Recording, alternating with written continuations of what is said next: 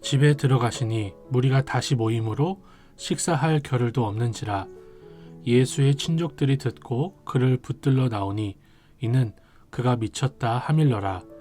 예루살렘에서 내려온 서기관들은 그가 바알세불이 집혔다 하며 또 귀신의 왕을 힘입어 귀신을 쫓아낸다 하니 예수께서 그들을 불러다가 비유로 말씀하시되 사탄이 어찌 사탄을 쫓아낼 수 있느냐.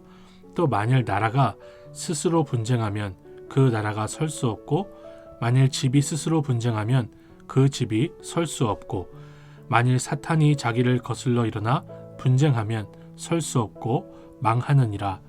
사람이 먼저 강한 자를 결박하지 않고는 그 강한 자의 집에 들어가 세간을 강탈하지 못하리니 결박한 후에야 그 집을 강탈하리라. 내가 진실로 너희에게 이르노니 사람의 모든 죄와 모든 모독하는 일은 사하심을 얻되 누구든지 성령을 모독하는 자는 영원히 사하심을 얻지 못하고 영원한 죄가 되느니라 하시니 이는 그들이 말하기를 더러운 귀신이 들렸다 함이로라.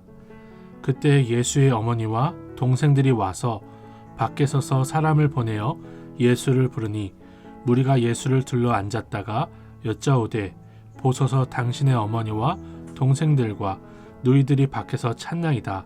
대답하시되 누가 내 어머니이며 동생들이냐 하시고 둘러앉은 자들을 보시며 이르시되 내 어머니와 내 동생들을 보라.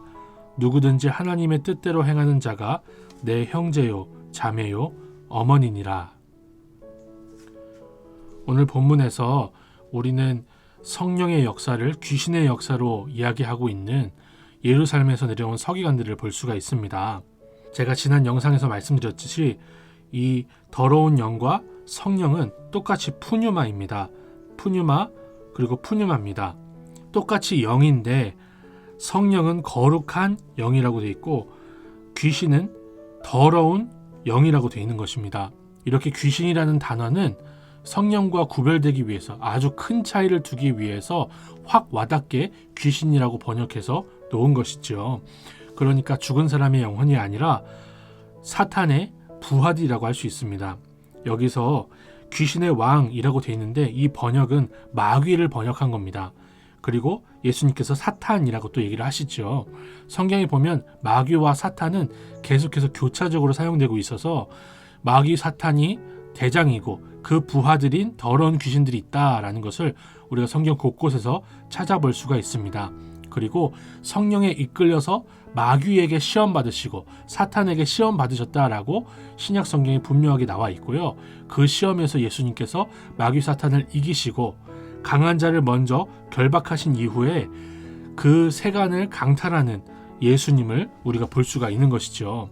그러므로 우리는 마귀 사탄이 지배하는 이 세상, 사탄의 문화와 더러운 귀신들의 문화가 가득한 이 세상에서 마귀 사탄을 결박하신 그 예수 그리스도를 굳게 붙들고 그러한 문화와 죄악된 사상으로부터 우리 자신을 지켜 시험에 들게 하지 마옵소서 기도하며 살 수 있어야 될 줄 믿습니다.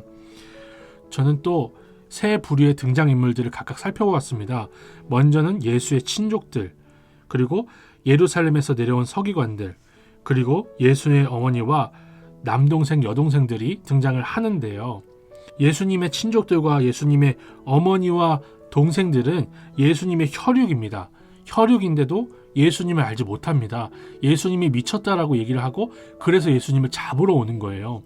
예수님이 하나님의 아들이심을 혈육도 알 수가 없어요. 예루살렘에서 내려온 서기관들은 지금으로 따지면 하버드생들이라고 할 수 있을 정도로 그 당시에 유대인들 중에 가장 엘리트들이라고 할 수 있습니다. 그런데 그렇게 많이 배우고 식견도 있는 그들이 와서는 예수님 보고 귀신에 들렸다라고 얘기를 하는 거예요. 이렇게 혈육이나 지식으로 예수님을 알 수가 없는데 아무리 노력해도 알 수가 없는데 예수님을 알게 되고 그 예수님을 믿게 된 것, 하나님의 뜻하신 대로 예수님을 나의 주님으로 고백하게 되는 것은 오직 하나님의 은혜라는 것을 다시 한번 생각해 볼 수 있습니다. 내가 받은 그 은혜가 이렇게나 놀라운 것입니다.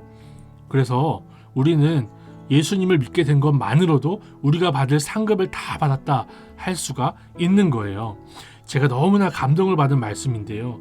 누구든지 하나님의 뜻대로 행하는 자가 예수님의 형제고 자매요 어머니라고 하신 말씀이에요. 제가 누구든지를 따로 떼어서 생각을 해봤어요. 나와 성향이 맞지 않거나 과거에 나를 힘들게 했거나 나에게 전혀 이익이 되지 않고 오히려 그 사람과 어울리는 것이 이 사회, 이 세상에서 나의 위치를 떨어뜨린다 할지라도 그 누구든지 주님이 구원하신 사람은 이제 나의 형제이며 부모이다 라는 것을 생각해 볼 수 있었어요. 두 번째로 하나님의 뜻대로 행하는 자를 생각해 볼 수 있었습니다. 하나님의 뜻대로 행한다는 것은 특정한 행동을 한다는 것이 아니라 예수 그리스도, 하나님의 뜻대로 오셔서 그의 사명을 다 감당하여 우리를 구원하신 예수 그리스도를 구주로 믿는 것을 얘기하는 거예요.